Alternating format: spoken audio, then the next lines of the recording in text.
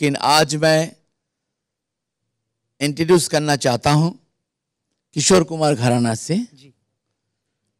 मेरा काफ़ी फेवरेट है और मेरा हिसाब से पूरा दुनिया का फेवरेट हो जाएगा कुछ दिनों से, माने जैसा जैसा शो शुरू होगा। का नाम है Rahul Dev. Please come on the stage, आ जाओ।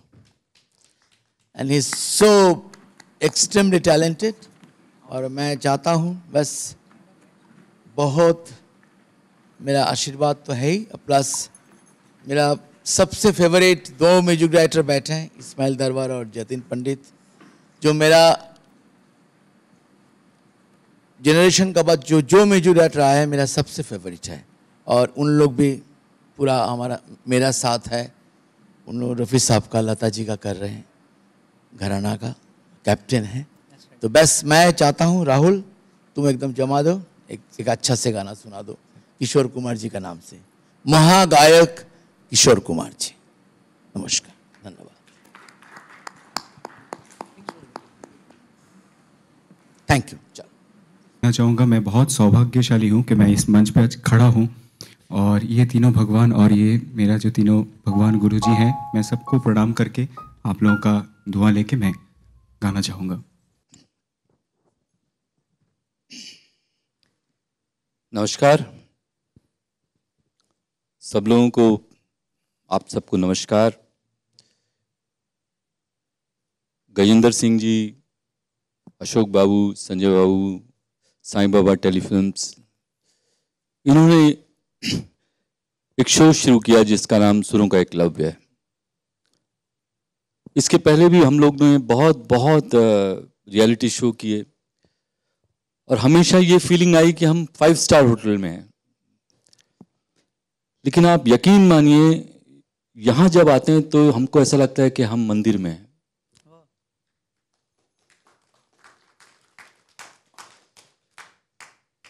और उसकी वजह जो है 2-4 एपिसोड होने के बाद में समझ में आने लगी।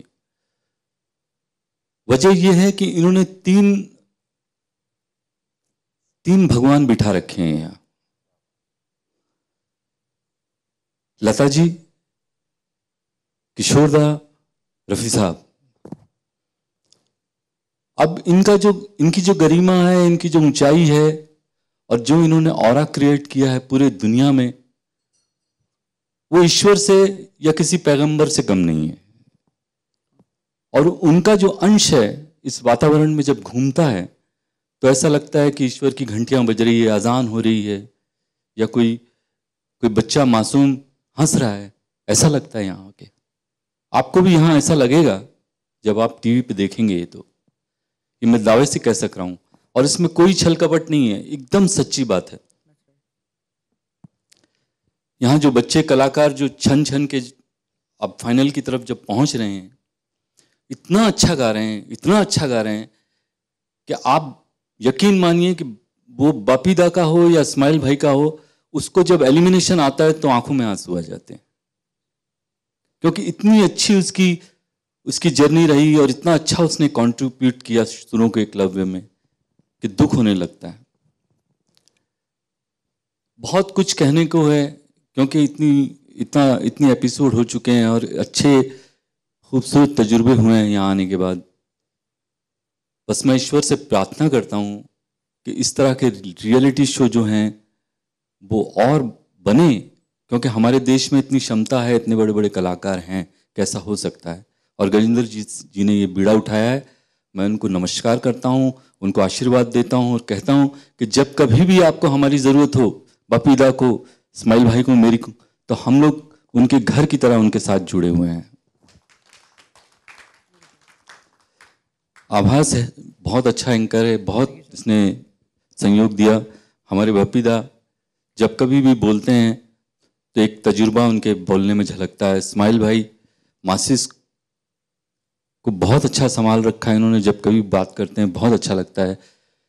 फिर नागेंद्र जी और अतिजीत हमारे म्यूजिशियन के साथ कोऑर्डिनेट करके जो भी गाने हैं लता जी, रफ़ी साहब, किशोरदा के, उनको एक नया रूप देते हैं, सुनने में बहुत अच्छा लगता है। और ये मेरी प्यारी बिटिया है, ये सामने जो बैठी है, ये छोटी सी है, 16 साल की है, लेकिन बपीदा इसको बेबी बुलाते हैं, गुड़िया बुलाते हैं, सॉरी गुड़िया बुलाते हैं। इस्माइल भाई का भी बहुत बहुत इसको ऊपर प्यार है। जब कभी भी थोड़ा बहुत 19 गला खराब होता है तो इतना प्यार से डांटते हैं कि वो डांट आशीर्वाद से कम नहीं लगता। तो ये बिटिया को मैं बुलाता हूँ। अनुष्का बनर्जी नाम है इनका, बंगाल की है। बड़ी मीठी धरती है भगवान बंगाल की, आप लोगों को ये बात पता होगा। ये मेरी बिटिया गाएगी, इसको आशीर्वाद दीजिए आप लोग। Thank you so much, thank you so much. खुश रहो बेटा, खुश रहो। इस्माइल जी, क्या हाल है आवाज? एकदम फर्स्ट क्लास सर। नमस्कार, आप सबको मेरे बहुत दिल से सलाम है। देखिए, ये 3 तस्वीरें जो लगी है, यहां तक तो पहुंचना बहुत नामुमकिन है, ना इस जन्म में ना अगले जन्म में, क्योंकि ऊपर वाले ने इनको बहुत फुर्सत से बनाया था और बनाने के बाद इनकी डाई उठा के फेंक दिया, तोड़ ताड़ के, कहानी खत्म। अब इस कहानी को जन्म दिया गजेंद्र सिंह जी ने, ताकि कुछ इस युग के नए बच्चे आए और कम से कम इनकी पैरों की धूल भी बन जाए ना, तो भी इस दुनिया में उनका बहुत बड़ा मकाम बन सकता है।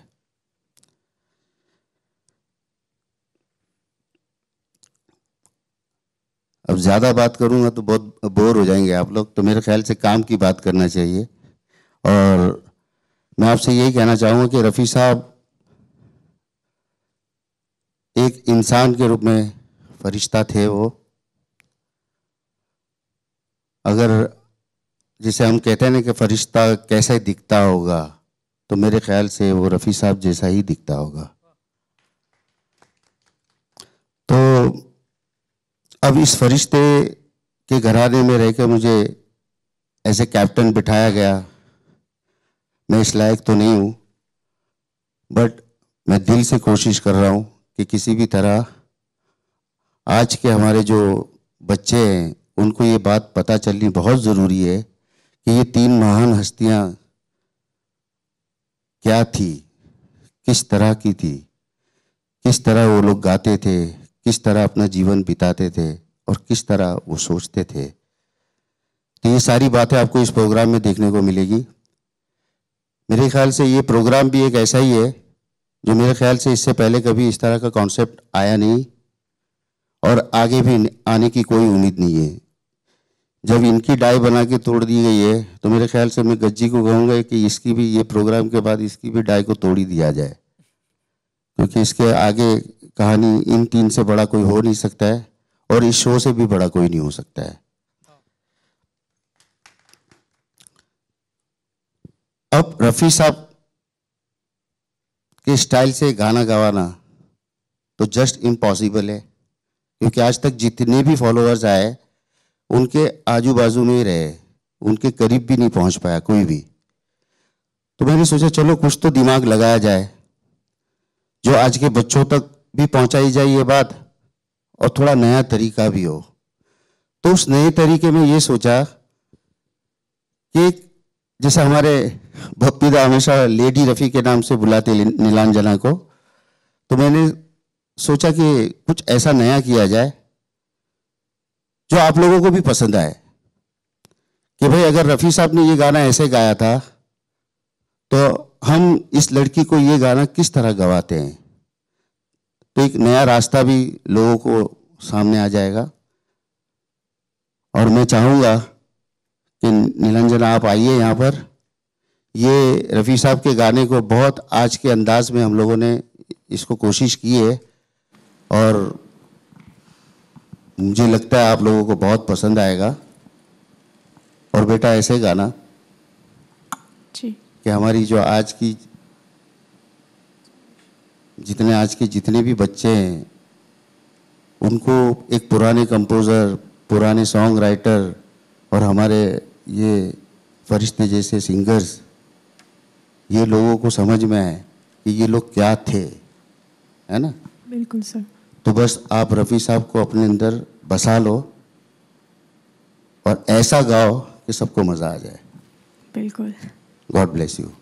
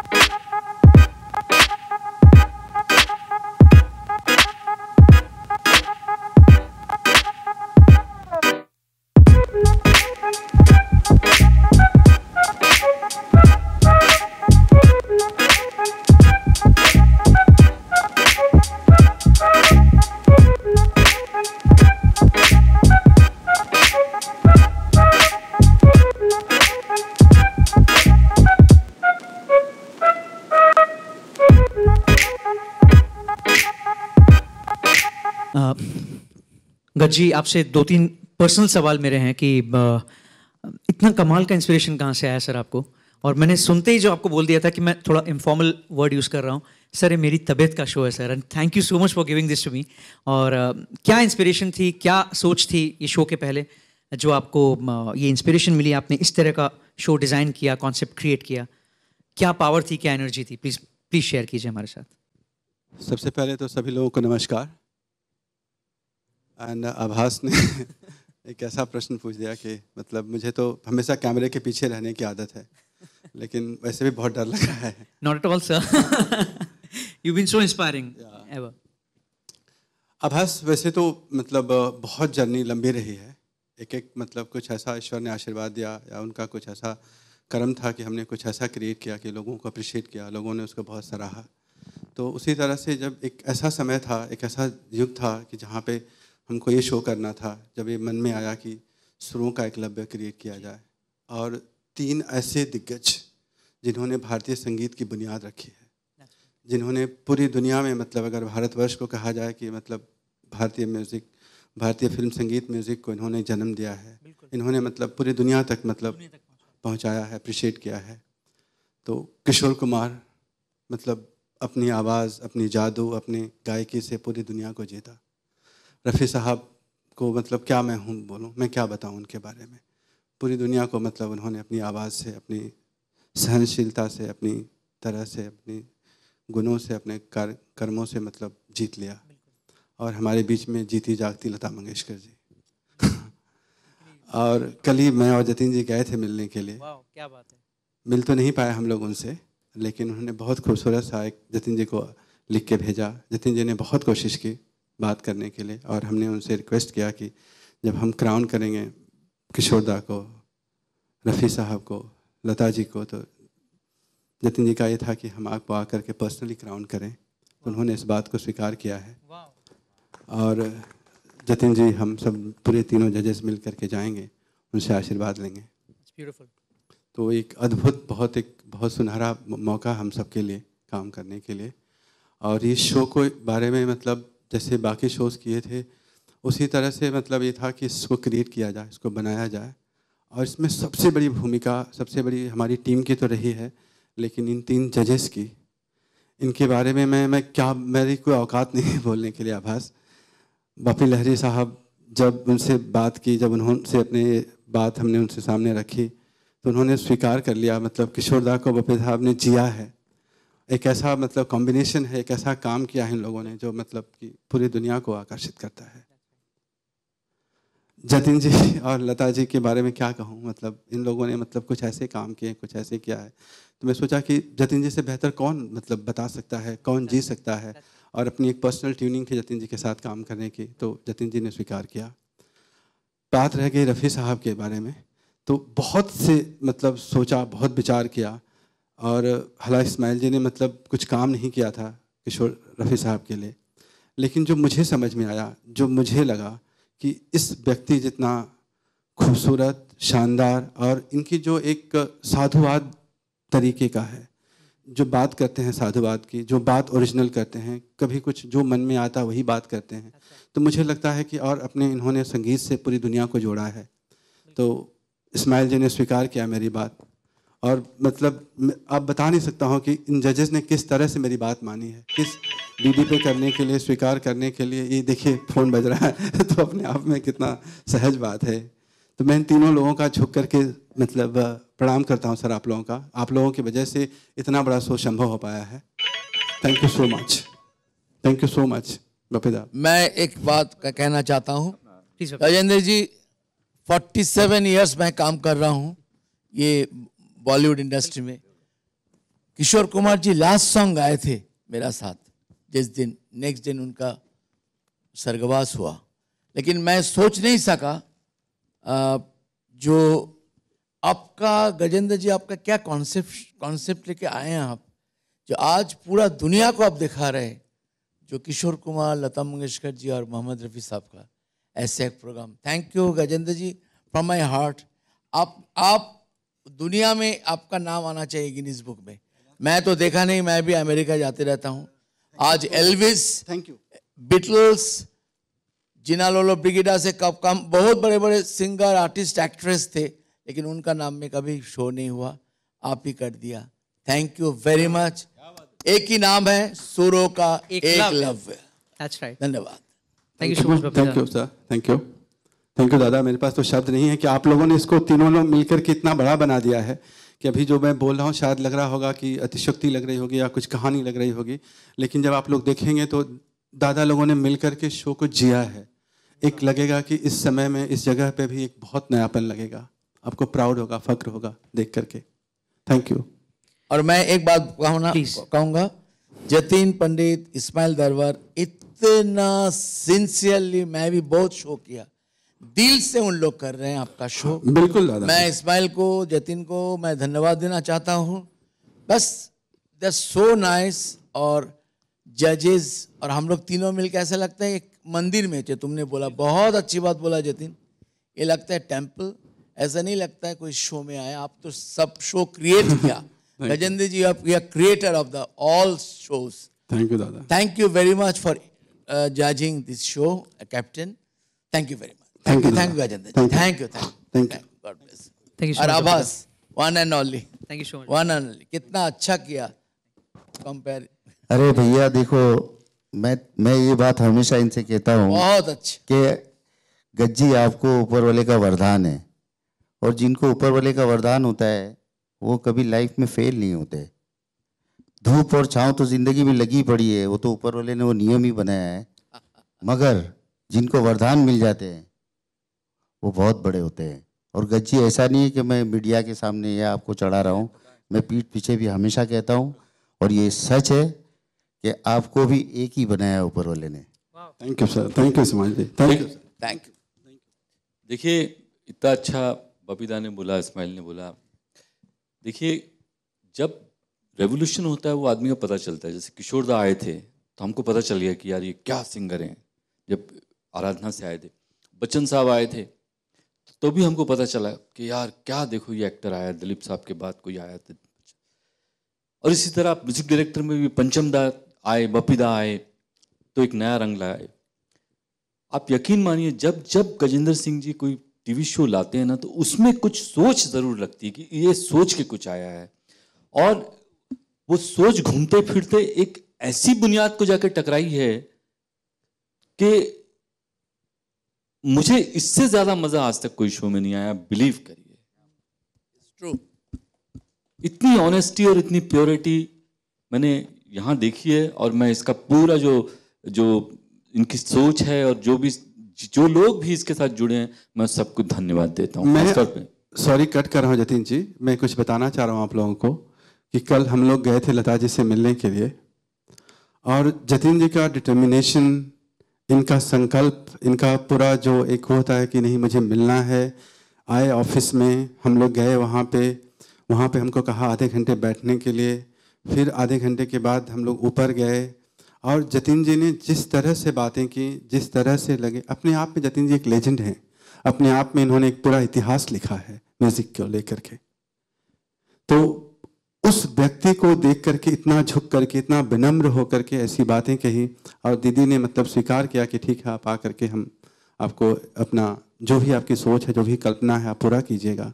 तो मुझे बहुत प्राउड हुआ जतिन जी, बहुत नाज हुआ, बहुत ये हुआ कि हमारे जजेस इतनी मतलब लाइक सहनशील, इतने इस युग के, मतलब आप लोग अपने आप में लेजेंड हैं सर, अपने आप में एक मतलब सृष्टि को रचे, इस म्यूजिक को रचे इस युग में। तो thank you so much join करने के लिए शो को। Thank you Ismail ji, thank you दिल से, मतलब thank you sir, thank you sir, please sir. Abhas, तुम्हारे बारे में क्या बोलूँ यार, तुम मतलब जब मैंने सुरों का Eklavya, thanks to Sai Baba telefilms Gajendra ji को, जिस ढंग से उन्होंने आज तीनों लीजेंड को डेडिकेट किया। हम लोग तीनों कैप्टन हैं, बट मैं देखिए ये तीनों का साथ बहुत काम किया। किशोर कुमार जी, रफ़ी साहब ने बहुत सारा गाना गाया, लता जी कम से कम मेरा 200 से ज़्यादा गाना गाए। From my childhood at the age of 4 years I know her because my father Aparesh Lahiri, उनके साथ बहुत काम किया। तो उनके लिए जो हम लोग डेडिकेट कर रहे हैं ये शो में, ये एक ब्यूटीफुल कॉन्सेप्शन है। ऐसा लगता है दुनिया में ऐसा क्या दुनिया में हुआ ही नहीं।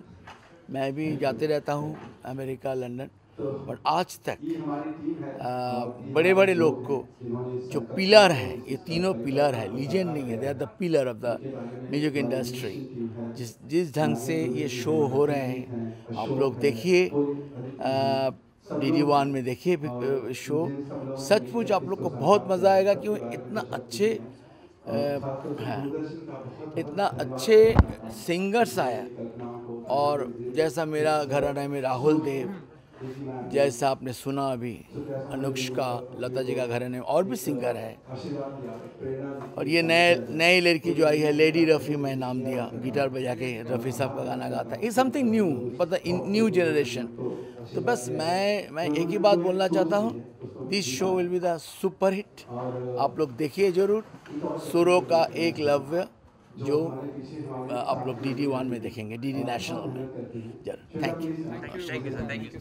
और भी आगे चलने वाला है, तो आप बताइए कि आपका पर्सनल कैसा रहा एक्सपीरियंस, क्योंकि हम सभी देख रहे थे कि एक इमोशनल भाव भी था, जैसे कि मंदिर की बात कही गई कि यहाँ पर हम सभी आते तो फील होता। आप बताइए आपका क्या फील है? ठीक है, मेरा पर्सनल एक्सपीरियंस ये रहा कि जैसे मैंने रफ़ी साहब के साथ ना काम किया, ना मैंने कभी उनको देखा, तो अभी मुझे इस शो से सबसे बड़ी फीलिंग ये आ रही है कि मैंने उनके साथ काम भी किया और वो हमेशा मेरे साथ ही है और उनको मैंने हमेशा देखा। ये एक फीलिंग जो थी पहले कि मैंने देखा नहीं, मैंने काम नहीं किया, अभी मुझे ऐसे लग रहा है मैंने काम भी किया और मैं उनको रोज़ देखता हूँ। और दूसरी फीलिंग ये है कि देखिए आजकल के जो बच्चे हैं उनको हमारे ये लेजेंडरी सिंगरों के बारे में पता चलना बहुत ज़रूरी है, क्योंकि इस तरह के सिंगर्स कभी आ नहीं सकते वापस, कोई चांस नहीं है, क्योंकि जब ऊपर वाला ही नहीं चाहता है ना, जब ऊपर वाला अगर नहीं चाहे किसी चीज़ को तो वो नहीं चाहता है। तो ये हम सबको मान लेने में ही भलाई है, बट हमारे आज के बच्चों को बताना बहुत ज़रूरी है कि ये 3 लेजेंड ये थे, इस तरह के इनके गाने थे, इस तरह की इनकी ज़िंदगी थी। तो इस शो से ये सारी चीज़ें हमारे आज के बच्चों को एकदम क्लियर समझ में आएगी। और मैं चाहूँगा कि ज़्यादातर इस शो को बच्चे लोग देखें, क्योंकि अगर बच्चे देखेंगे जो गाना बजाना सीखना चाहते हैं, जो गाना चाहते हैं, उनके लिए बहुत ज़रूरी है। क्योंकि आजकल का जो गाना है वो थोड़ा अलग सा गाना है, बट इन लोगों ने जो गाया था वो लाइव रिकॉर्डिंग गाई थी, है ना। और कैसे वो लोग एक्सप्रेशन देते थे, कैसे अल्फाजों को बोलते थे, कैसे सुर लगाते थे, कैसे वॉइस क्वालिटी, तो ये सारी चीज़ें एक साथ 3 के अंदर। और ये चीज़ अगर सीखना है तो ये शो तो देखना ही पड़ेगा, और शो देखने के लिए तो पैसे तो लगते नहीं हैं, है ना। थोड़ा सा वक्त लगेगा मगर बहुत कीमती चीज़ मिलेगी अगर देखेंगे तो बस मैं यही रिक्वेस्ट करूँगा बच्चों से, ख़ासकर बच्चों से, क्योंकि मैं चाहता हूँ कि हमारे आज के बच्चे बहुत दुनिया में नाम करें और बहुत अच्छा काम करें। Thank you. आप लोग सबका स्वागत है। पहले सबसे पहले देखिए, लता जी जो है लता जी को हम रिप्रेजेंट कर रहे हैं। मैं लता जी को रिप्रेजेंट कर रहा हूँ, बपीदा किशोरदा को कर रहे हैं, और इस्माइल भाई जो कर रहे हैं रफ़ी साहब को कर रहे हैं। तो सबसे खूबसूरत बात यह है कि 3 भगवानों में से एक भगवान इस वक्त धरती में है, और वो लता जी हैं। और कल हम उनके चरण छूने गए। लता जी, राहुल बेटा वो मेरी वो किताब लिया ना लता जी की, मैं इनको इधर दिखा रहा हूँ। तो कुछ झलकियाँ भी आपने हाँ, लगाई, तो उनका तो क्या reaction लता था? जी आजकल बहुत भक्ति रस में हैं, अपना एंजॉय करती हैं, लाइव पिक्चरें देखती हैं, और ज़्यादातर दुनियादारी में नहीं इतना रुचि रख रही हैं, क्योंकि उन्होंने इतना कुछ कर लिया, अब उनको कोई ज़रूरत भी नहीं है। तो जब हम पहुँचे तो उषा मंगेशकर जी से बात हुई, और उषा जी ने हमको बहुत इज़्ज़त दी, बहुत प्यार दिया। और फिर गजेंद्र जी ने उनको सारा फॉर्मेट बताया शो का कि इस तरह है, लता जी को रिप्रेजेंट कर रहे हैं, और ये 3 जो सुरों के एकलव्य हैं। एकलव्य क्या, ये तो हमारी धरती के भगवान हैं। तो ये सारी लता जी तो खुद बहुत रफ़ी साहब के साथ इतना काम किया, किशोरदा के साथ इतना काम किया, और उस सिरों का क्लब जब कॉन्सेप्ट उन्होंने देखा तो वो उनकी सिस्टर ने देखा, और वो बहुत खुश हुई। वो कन्विंस हो गई कि ये कोई कमर्शियली सिर्फ सोचा नहीं गया है, ये भावना से जुड़ा हुआ शो है। और ये बात उनको समझ में आई, तो उन्होंने बोला कि देखिए लता जी आजकल बिल्कुल कोई रियलिटी शो या कुछ बाइट्स वगैरह नहीं देती, लेकिन ये जो आपने प्रस्ताव रखा है, इसमें कुछ ऐसी बातें हैं जो सोचा जा सकता है इस बारे में। और बस उन्होंने मेरे को बहुत खूबसूरत एक ये तोहफा दिया, और इसमें लिख के दिया उन्होंने मुझे। तो ये उनका आशीर्वाद समझ के मैं अपने मंदिर में रखूँगा, और इसी उम्मीद से कि भाई लता जी जो हैं इस शो का भले ही सूक्ष्म रूप में सही एक हिस्सा ज़रूर बने, क्योंकि वो भगवान जो है धरती में मौजूद है। और आप यकीन मानिए कि इस शो करते वक्त कई बार इतना भावुक होना पड़ता है, इतना उतार चढ़ाव खूबसूरत है, हेल्दी, अनहेल्दी कुछ भी नहीं है, सब हेल्दी। और ये शो, इसका प्रचार अगर होता है तो एक अच्छी चीज़ का प्रचार होगा, एक अच्छी सोच का प्रचार होगा, और एक अच्छे पाक साफ रियलिटी शो का होगा, इसकी जो धरोहर है वो बहुत मजबूत और बहुत सच्ची और बहुत कामयाब, ये इसका बेस है। लता जी का जो योगदान है संगीत के क्षेत्र में, उसको अगर हम थोड़ा सा भी पब्लिक तक पहुंचा सके नए अंदाज में, तो ये हमारे शो की जीत है। उसी तरह रफ़ी साहब और उसी तरह लता जी। और मैं बहुत अपने आप को, मेरे आहू भाग हैं कि मैं किसी तरह से लता जी को रिप्रेजेंट कर रहा हूँ, क्योंकि लता जी के साथ मैंने बहुत काम किया। दिलवाले दुल्हनिया ले जाएंगे, कभी खुशी कभी गम, गैंगस्टर, और काफ़ी अनेक पिक्चरों में किया मैंने। और सबसे बड़ा हिट जो हुआ मेरा, आज 22 साल हो गए, दिलवाले दुल्हनिया ले जाएंगे अभी भी चल रही है। तो ये जो लता जी ने हमारे सर पे ताज रखा है, इस ताज की इज़्ज़त हम करते हुए, अगर कोई लता जी जैसे मेरी घराने में, लता जी के घराने में एक लड़की है अनुष्का बनर्जी, वो बहुत अच्छा गाती है। आप उसका ट्रैक देखिएगा, उसके वो मोती है जो लता जी के माथे का तिलक नहीं बन सकता, लेकिन उनके पैरों की पायजेब में ज़रूर जुड़ सकता है। इतना मैं आपसे कह सकता हूँ। और अगर आप कुछ और पूछना चाहें तो मुझसे। देखिए, वक्त है और वक्त तो बदल ही रहा है, जैसे वक्त चलता जाता है बदलता जाता है, और उसके हिसाब से लोग बदलाव करते हैं अपनी तबीयत से, अपनी जानकारी से। तो मैं ये समझता हूँ कि कोई तस्वीर में कोई रंग अगर उसको बनाते टाइम जो रंग जोड़ा है, उसमें दूसरे रंग डालने की ज़रूरत नहीं है। लेकिन अगर कोई डालता है और उससे उसको कोई फ़ायदा होता है, वो तस्वीर का नक्शा ना बिगाड़ते हुए तो कोई बुरी बात नहीं। थैंक यू सो मच आप लोगों का आने के लिए यहाँ पे। और सुरों का एकलव्य अपने आप में एक कहूँ तो इतने शोज़ किए, लेकिन अपने आप में एक बहुत ग्रेटेस्ट ऑफ ऑल।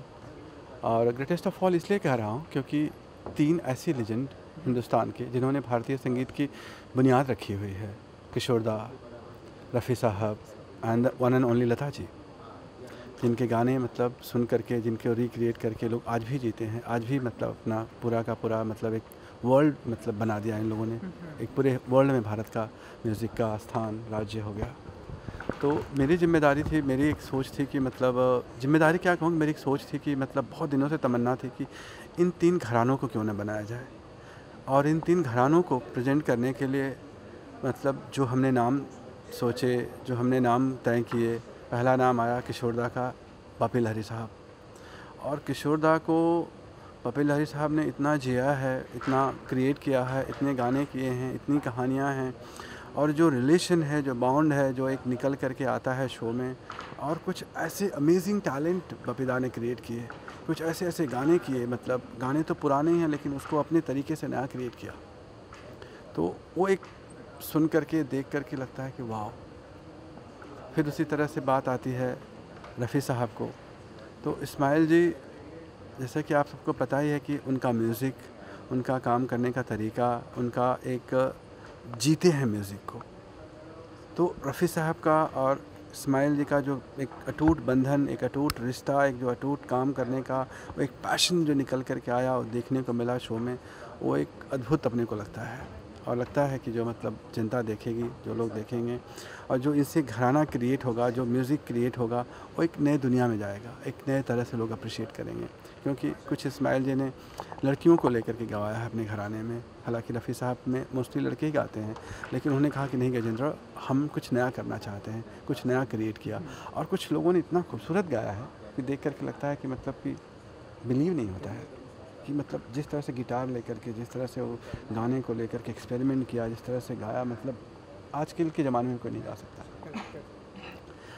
और रह गई बात लता जी को, मुझे लगा जतिन जी ने मतलब इतना काम किया है, इतना काम किया है। कल ही हम गए थे लता जी से मिलने के लिए, बात करके आए हम लोग कि जतिन जी, उनको एक मतलब सम्मान, एक आदर्श, एक मतलब उनका आशीर्वाद लें शो में। तो हमको मतलब एक मतलब भरोसा हुआ है कि हम लता जी से मिल पाएंगे और उनसे वो मतलब आशीर्वाद ले पाएंगे कि ये काम हम करेंगे। तो बहुत नाज होगा। और इन तीनों ने मिल कर के उस घरानों को, उस जगह को, उस म्यूज़िक को ऐसा जिया है, ऐसा जिया है कि मुझे बहुत नाज है, बहुत प्राउड है, बहुत फ़ख्र है कि मतलब कि कास्टिंग पे, सोच पे आभास ने इस शो को इतना खूबसूरत एंकर किया है। आभास गाता है, आभास बोलता है, आभास एक दिल की बात करता है। तो वो पूरा कॉम्बिनेशन, पूरी टीम का कॉम्बिनेशन, पूरे सेट का, पूरे म्यूज़िक का कॉम्बिनेशन, नागेंद्र और अथिजीत ने ऐसा म्यूज़िक क्रिएट किया है कि लगता है कि मतलब कि है तो पुराना गीत, लेकिन उन्होंने नया रिक्रिएट किया, नए तरीके से बनाया है। तो वो एक बहुत मतलब देखने वाली चीज़ होगी, खूबसूरत चीज़ होगी। और मुझे लगता है कि शो लोगों के दिलों में उतरेगा, हर जनरेशन में उतरेगा। मतलब पुराने लोग एसोसिएट कर पाएंगे, नए लोग देख पाएंगे कि अच्छा ये गीत थे, अच्छा ऐसे गाया, इस तरह से नया कुछ उसका हुआ है। तो ये पूरा कॉम्बिनेशन बहुत मतलब लगता है कि सुंदर होगा, बहुत प्यारा होगा। Thank you.